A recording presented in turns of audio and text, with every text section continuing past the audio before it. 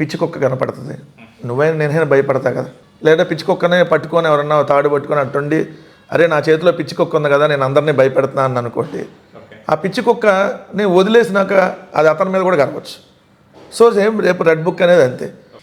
నేను ఆయన అపోజిషన్లో ఉన్నప్పుడు ఐ థింక్ పాదయాత్ర ఏదో చేశాడు కదా, సో అది చేసినప్పుడు ఏమన్నాడు ఆయన, సో నేను మూర్ఖుణ్ణి, మా తాత రాముడు మా నాన్న దేవుడు ఏదో నేను మూర్ఖుడట్లేదు ఫ్లోలో చెప్పాడు కదా, అది నిజం.